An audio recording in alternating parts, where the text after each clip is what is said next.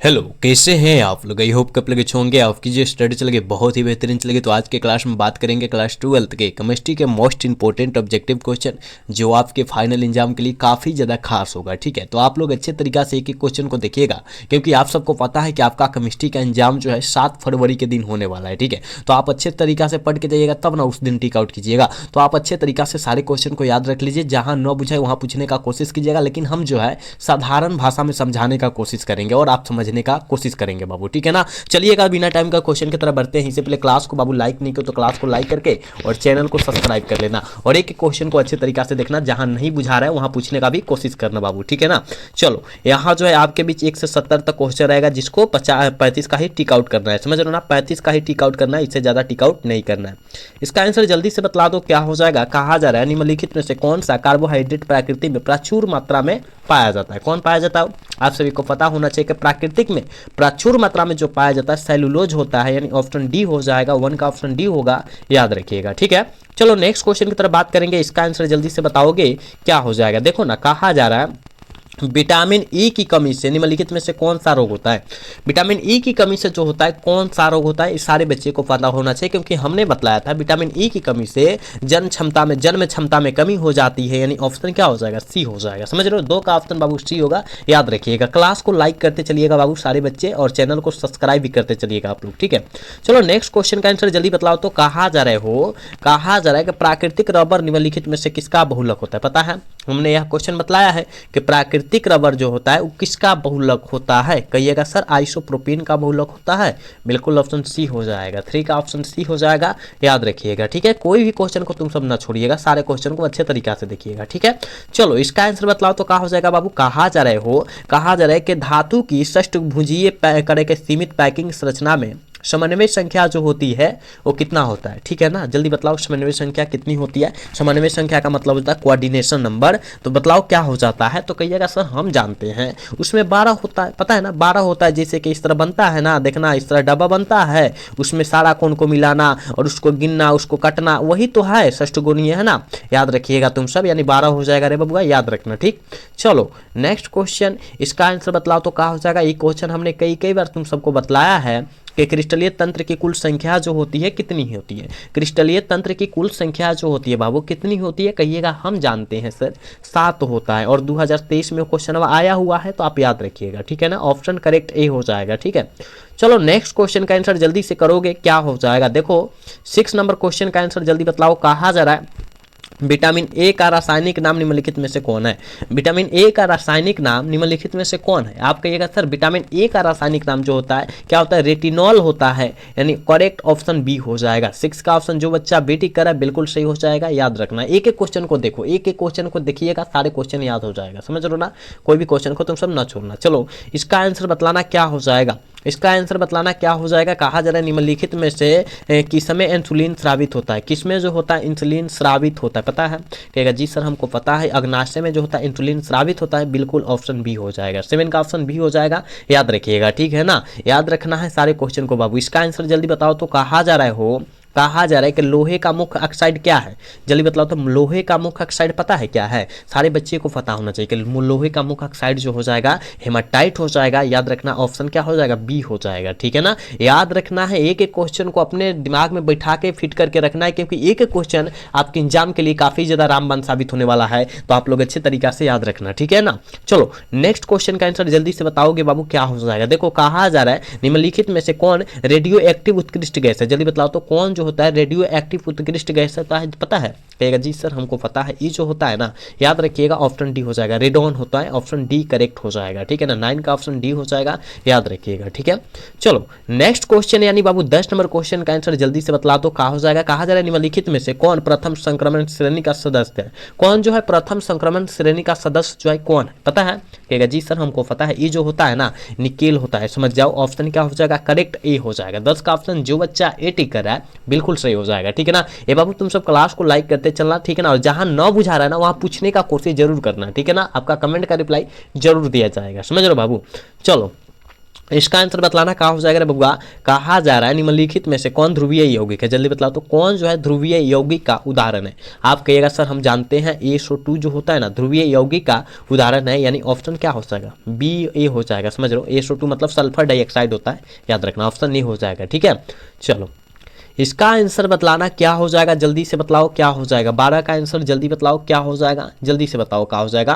कहिएगा हम जानते हैं सर कि निम्नलिखित में से किस उत्कृष्ट गैस के द्वारा सबसे ज्यादा यौगिक बनाया जाता है, किस उत्कृष्ट गैस है ना, उत्कृष्ट गैस कितना होता है, 5 गो होता है, ठीक है ना, याद रखिएगा, हीलियम, आर्गन, नियॉन, ये सब होता है, जेनॉन, है ना, ये सब याद रखना है तुम सबको। तो याद रखो क्या हो जाएगा, सबसे यौगिक बनाया जाता है ज्यादा, तो आप कहिएगा सर जेनॉन से बनाया जाता है, एक C, ठीक है ना, याद रखना ऑप्शन C हो जाएगा, ठीक है। चलो नेक्स्ट क्वेश्चन यहाँ जो है 13 नंबर क्वेश्चन के कहा जा रहा है निम्नलिखित में से कौन प्रतिअक्षी कारक है, कौन जो है प्रतिअक्षी कारक पदार्थ का उदाहरण है, पता है सर क्या आपको, क्या हो जाएगा, क्या हो जाएगा, लेथिलीन, लेसिटिलीन हो जाएगा, सिट्रिक अम्ल हो जाएगा, विटामिन E हो जाएगा, इनमें से सभी हो जाएगा, ऑल ऑफ दीज हो जाएगा, यानी ऑप्शन D हो जाएगा, समझ रहे हो ना, 13 का ऑप्शन D हो जाएगा, याद रखिएगा, ठीक है ना। बाबू तुम सब क्लास को लाइक करते चलना, ठीक है ना, जो बच्चे क्लास में नए हैं सब्सक्राइब भी करते चलिएगा बाबू, ठीक है। चलो इसका आंसर बतलाओ क्या हो जाएगा, कहा जा रहा है निम्नलिखित में से इनमें से इथर बंधन होता है, कौन जो होता है इथर बंध का उदाहरण है, जल्दी बतलाओ तो क्या हो जाएगा सर, इथर बंध याद रखिएगा टेरिलीन है, यानी ऑप्शन A हो जाएगा, 14 का करेक्ट ऑप्शन A हो जाएगा, याद रखिएगा, ठीक है। नेक्स्ट क्वेश्चन यहाँ जो है 15 नंबर क्वेश्चन में बाबू कहा जा रहे हो निम्नलिखित में से किसका उपयोग एंटासिड के रूप में होता है, किसका उपयोग जो होता है हम लोग एंटासिड के रूप में करते हैं, मैग्नीशियम हाइड्रोक्साइड हो जाएगा, यानी मैग्नीशियम हाइड्रोक्साइड का सूत्र क्या होता है पूछा जाएगा तो कहिएगा ये सर MgOH के होल 2 होता है, मैग्नीशियम हाइड्रोक्साइड का सूत्र होता है, याद रखिएगा ऑप्शन A हो जाएगा। बाबू हम जितना क्वेश्चनवा बतला रहे हैं ना उस सारे क्वेश्चनवा को याद रखना, इसी में से प्रश्न आ जाएगा तुम्हारा एग्जाम में, ठीक है। चलो यहाँ जो है 16 नंबर क्वेश्चन का आंसर जल्दी से करो, कहा जा रहा है निम्नलिखित में से कौन सहसंयोजक ठोस है, कौन जो है सहसंयोजक ठोस का उदाहरण है, कहिएगा सर सहसंयोजक ठोस का उदाहरण जो होता है हीरा होता है, ग्रेफाइट होता है, सहसंयोजक को कहते हैं नेटवर्क ठोस, नेटवर्क ठोस कहते हैं, पता है कहते हैं ना, तो नेटवर्क ठोस का हो या सहसंयोजक ठोस का उदाहरण जो होता है हीरा ग्रेफाइट होता है, तो हीरा तो दिया ग्रेफाइट नहीं दिया, यानी हीरा हो जाएगा, यहाँ ऑप्शन क्या हो जाएगा बाबू B हो जाएगा, ठीक है ना। हम जितना समझा रहे हैं समझते जाओ सारे क्वेश्चन को, ठीक है, जहाँ ना बुझा रहा है वहाँ पूछने का भी कोशिश करना तुम सब, ठीक है। इसका आंसर बतलाओ तो कहा जा रहा है बबुआ निम्नलिखित में से किसका क्वथनांक सबसे अधिक होता है, किसका क्वथनांक जो होता है वो सबसे अधिक हो जाता है, तो कहिएगा सर हम जानते हैं क्वथनांक सबसे अधिक होता है जल में 1% NaCl का, यानी ऑप्शन C हो जाएगा 17 का, याद रखना है। चलो नेक्स्ट क्वेश्चन 18 नंबर क्वेश्चन का आंसर जल्दी से करोगे क्या हो जाएगा, देखो कहा जा रहा है सामान्य यौगिक के लिए सबसे पहला महत्वपूर्ण सिद्धांत किसने दिया था, सामान्य यौगिक के लिए सबसे महत्वपूर्ण सिद्धांत पहला कौन दिया था, कहिएगा सर हम जानते हैं जो दिए थे वर्णन साहब दिए थे, याद रखिएगा ऑप्शन C करेक्ट हो जाएगा। 18 का ऑप्शन जो बच्चा C टिक कर रहा है ना बिल्कुल सही हो जाएगा, ठीक है। चलो नेक्स्ट क्वेश्चन यानी यहाँ जो है 19 नंबर क्वेश्चन में बाबू कहा जा रहा है एंजाइम होते हैं, एंजाइम क्या है आप समझते हैं कि एंजाइम जो होता है वो क्या होता है बबुआ, कहिएगा सर एंजाइम जो हमको पता है ये जो होता है ना प्रोटीन होता है, क्या होता है एंजाइम जो होता है प्रोटीन होता है, और हम क्वेश्चन कई बार बतलाया है, आप लोग याद रखिएगा ऑप्शन C हो जाएगा, ठीक है ना। चलो इसका आंसर बतलाना क्या हो जाएगा बाबू, कहा जा रहा है निम्नलिखित में कहा जा रहा है कि जिंक और जल के साथ क्लोरोफॉर्म के अवकरण से प्राप्त होता है, जिंक और जल के साथ क्लोरोफॉर्म के अवकरण से क्या प्राप्त होता है, पता है कहेगा जी गुरुजी हमको पता है मिथेन यानी CH4 है ना, याद रखिएगा ऑप्शन का हो जाएगा D ना हो जाएगा, 20 का ऑप्शन D हो जाएगा, याद रखना, ठीक है ना। चलो नेक्स्ट क्वेश्चन यहाँ जो है 21 नंबर क्वेश्चन का आंसर जल्दी बतलाओ, कहा जा रहा है 1 फैराड के बराबर होता है, 1 फैराड किसके बराबर होता है जल्दी बतलाओ, जल्दी से बतलाओ क्या हो जाएगा, 1 फैराड जो बराबर होता है वो किसके बराबर हो जाता है, तो कहिएगा सर हम जानते हैं 1 फैराड जो बराबर होता है 96,500 कूलम के बराबर होता है, यानी ऑप्शन D में दिया है, ऑप्शन D हो जाएगा, पता है ना 96,500 कूलम, याद रखना, ठीक है। चलो यहाँ जो है 22 नंबर क्वेश्चन में कहा जा रहा है कि किसी रासायनिक अभिक्रिया की दर क्या होती है, किसी रासायनिक अभिक्रिया की दर क्या होती है रे बबुआ, कहिएगा सर हम जानते हैं किसी रासायनिक अभिक्रिया की दर जो होती है समय के साथ क्या होती है, समय के साथ क्या होती है, याद रखना घटती है, ऑप्शन B हो जाएगा, ठीक है ना, याद रखना ऑप्शन B हो जाएगा 22 का, याद रखना, ठीक है ना। चलो नेक्स्ट क्वेश्चन बाबू यहाँ जो है 23 नंबर क्वेश्चन में कहा जा रहा है कि हाइड्रोजन ऑक्सीजन सेल निम्नलिखित में से किस तरह का सेल है, हाइड्रोजन नाइट्रोजन ऑक्सीजन सेल जो है निम्नलिखित में से किस तरह का सेल है, ये सारे बच्चे को पता होना चाहिए कि बबुआ ईंधन सेल है, ठीक है ना। ऑप्शन सी हो जाएगा। देख बाबू हम जितना क्वेश्चन तुम सबको दे रहे हैं करा रहे ना, वो क्वेश्चनवा को केवल देख लेगा ना तो याद हो जाएगा, क्योंकि देख लेगा बहुत आसान क्वेश्चन है और इसी आसान तरीका से क्वेश्चन पूछा जाता है। कोई हार्ड क्वेश्चन आपके एग्जाम में नहीं आता है तो घबराना नहीं है, ठीक है ना। अच्छे तरीका से याद करो, ठीक है, और 7 फरवरी को जाकर क्या करना है, टिक आउट कर देना है और लिख के आ जाना है, ठीक है। चलो इसका आंसर बतलाना क्या हो जाएगा। कहा जा रहा है निम्नलिखित में से किसका हिमांक और नमन जो होता है अधिक होता है, किसका हिमांक और नमन जो होगा बाबू अधिक हो जाएगा। कहिएगा सर आप जानते हैं K2SO4 का हिमांक और नमन जो होता है सबसे ज्यादा होता है, अधिक होता है, यानी ऑप्शन ए हो जाएगा 24 का, ठीक है। चलो बाबू इसका आंसर बतलाओ 25 का आंसर क्या हो जाएगा। देख बाबू कहा जा रहा है निम्नलिखित में से कौन ईथर का क्रियाशील मूलक है। कहेगा सर ईथर का क्रियाशील मूलक पूछा है, डैश COOR ईथर का क्रियाशील मूलक होता है। याद रखेगा एल्डिहाइड का है, एमीन का है, याद रखना है ना, सारे याद रखना है। इसका ऑप्शन क्या हो जाएगा बबुआ, सी हो जाएगा ना। 25 का ऑप्शन सी हो जाएगा, याद रखना, थोड़ा सा भी नहीं घबराना है, सारे क्वेश्चन का आंसर अच्छे तरीका से देना है शांतिपूर्वक, ठीक है। चलो इसका आंसर बतलाओ तो क्या हो जाएगा बाबू। कहा जा रहा है निम्नलिखित में से कौन योगशील बहुलक है, कौन जो है योगशील बहुलक का उदाहरण है, जल्दी बतलाओ। कहिएगा सर योगशील बहुलक का उदाहरण जो है ना उच्च घनत्व वाले पॉलिथीन है। ऑप्शन क्या हो जाएगा, सी हो जाएगा, ठीक है ना। 26 का ऑप्शन सी होगा, याद रखना है, ठीक है। चलो इसका आंसर बतलाओ क्या हो जाएगा। कहा जा रहा है सभी लिगेंड होते हैं। सभी लिगेंड क्या होते हैं पता है, सभी लिगेंड जो होते हैं याद रखिएगा, सभी लिगेंड जो होता है लुईस क्षार होता है, बिल्कुल ऑप्शन बी हो जाएगा, ठीक है। 27 का करेक्ट ऑप्शन जो बच्चा बी टिक कर रहा है बिल्कुल सही हो जाएगा, याद रखना। इसी तरह सारे क्वेश्चन को याद रखना और उस दिन यानी 7 फरवरी के दिन जाकर पेपर में गर्दा कर देना है, समझ रहे हो ना। एक भी क्वेश्चन को नहीं छोड़ना है रे बबुआ। चलो अगला क्वेश्चन का आंसर जल्दी से बतलाओ तो। कहा जा रहा है कि सल्फाइड यक्षों का सांद्रण प्रायः निम्नलिखित में से किसके द्वारा किया जाता है। सल्फाइड यक्षों का सांद्रण प्रायः जो होता है किसके द्वारा किया जाता है, पता है। कहेगा जी सर हमको पता है, फेन उत्प्लावन के विधि द्वारा किया जाता है, बिल्कुल ऑप्शन सी हो जाएगा 28 का, ठीक है ना।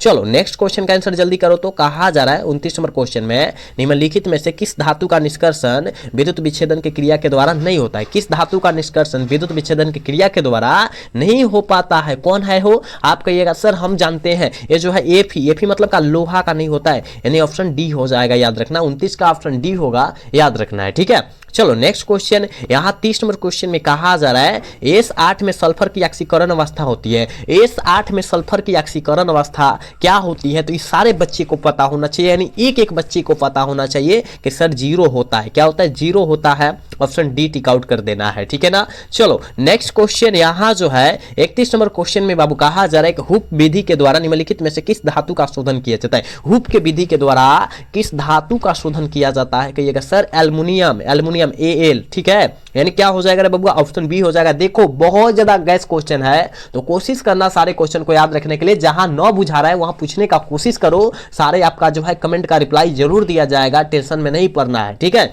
चलो यहाँ जो है 32 नंबर क्वेश्चन में कहा जा रहा है निम्नलिखित में से कौन फेरी चुंबकीय पदार्थ है। आप कहिएगा सर Fe2O3 जो होता है फेरी चुंबकीय पदार्थ का उदाहरण होता है। तो कहिएगा सर ये तो देवे नहीं किया, तो Fe3O4 दिया है ना, तो कहिएगा जी सर ये दिया है, तो यही तो हो जाएगा, ऑप्शन बी हो जाएगा, समझ रहे हो ना। 32 का ऑप्शन बी हो जाएगा, याद रखना, ठीक है रे बबुआ। देख समझ में आ रहा है ना, समझ में आ रहा है, समझ में आना चाहिए, आना चाहिए, समझ रहे हो। चलो इसका आंसर बतलाओ तो। ये भी हमने क्वेश्चन कई बार बतलाया है कि वैसा घोल जो एक निश्चित ताप पर संयोजन में बिना किसी प्रकार के परिवर्तन उबलता है उसे हम लोग क्या कहेंगे, उसे हम लोग बाबू क्या कहते हैं, तो कहिएगा सर उसे हम लोग एजियोट्रॉपिक मिश्रण कहते हैं, यानी करेक्ट ऑप्शन ए हो जाएगा, याद रखना, ऑप्शन ए होगा, ठीक है ना। 33 का ऑप्शन ए हो जाएगा, याद रखना है बबुआ।